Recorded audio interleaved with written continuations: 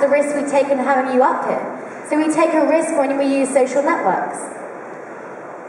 That's true, and maybe there's some value. What I would also say is I strongly disagree with the idea that it makes us better people. You know, you could always stand up here and talk about generosity. David Weinberger, the guy from Berkman Center, another friend of mine, talks about how the web is making us more generous. Now, I'm not sure if the web is making us worse. I don't think that's the case. But for every act of generosity online, I can find you 5 acts of bullying. My book is made up of examples of people who commit suicide after being picked on social networks.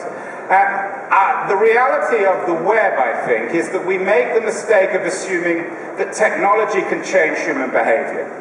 Alfred Hitchcock had a term he called it a MacGuffin. It was the thing in his movies that wasn't ever true. It was the dagger that didn't create the crime, didn't commit the crime. The MacGuffin in the internet is technology. Technology doesn't change anything. Indeed, the internet is a reflection of us rather than us being a reflection of society. So I don't think the internet makes us better. I don't think it reforms us. I think it just exaggerates whatever we are. I think it holds us to account, but you don't really practice what you preach. I mean, you class yourself as an individual, right? You like to think of yourself as unique. I'm not going to admit that. Okay. And you don't use Twitter. Okay, well, I mean, you don't use Facebook. Well done. But you use Twitter. So you're using somebody else's network to, you know, essentially pay your bills and get followers for your books. So what is an alternative model for that?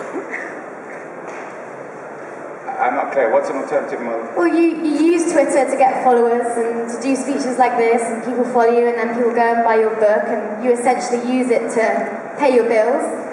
And so, you know, what is the alternative model to that? The Twitter model is interesting. So in terms of, I don't necessarily want you personalize it. So I gave up Facebook because I was uncomfortable revealing much about myself, and Facebook didn't benefit me. I already have my friends. I don't need to make friends on Facebook. And my real friends aren't on Facebook anyway.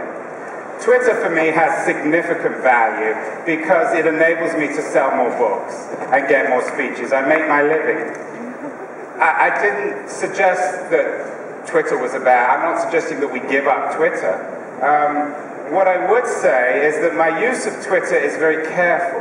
My use of Twitter is one in which anyone who follows me would know very little about me. I don't reveal anything about myself, my behavior, my relationships, my children. So I don't give much away. So I would argue that what we need, the way we need to use these networks, like Twitter and perhaps Facebook, is to disguise ourselves, to use these networks in ways that benefit ourselves. I benefit from Twitter. Twitter benefits perhaps a little bit from me, but I think I win in terms of Twitter.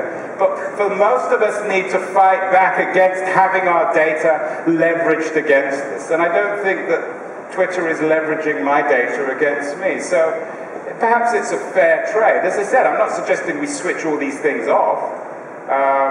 But I am suggesting that we think carefully about how increasingly invasive they are. Scoble, in his speech, he told me about this over breakfast yesterday. There is a new service, what's it called, Place Me? Place Me, which follows everything that we do on our phone. And as Scoble himself says, in 10 years it will know not only everything about us, but all our habits, where we sit, who we talk to, where we go, and be able to predict everything about us. Now, do we want services like Place Me? We can still exist with Twitter, but it's not. I think your question suggests an all or nothing answer. My book doesn't present social media in those terms, and I don't think it's wise to think of it in those terms. I think we need to calibrate. At the moment, social media is beating us. We need to beat it, not by switching it off, but by carefully examining it, pushing back on parts of it which are too invasive, too exploitative, and becoming masters of the technology. Unless we can become masters of this technology, then we're its slaves. All right, well, I'm sure the audience have plenty more questions. Andrew Keen's going to be in the bar, ladies and gentlemen. A big round of applause.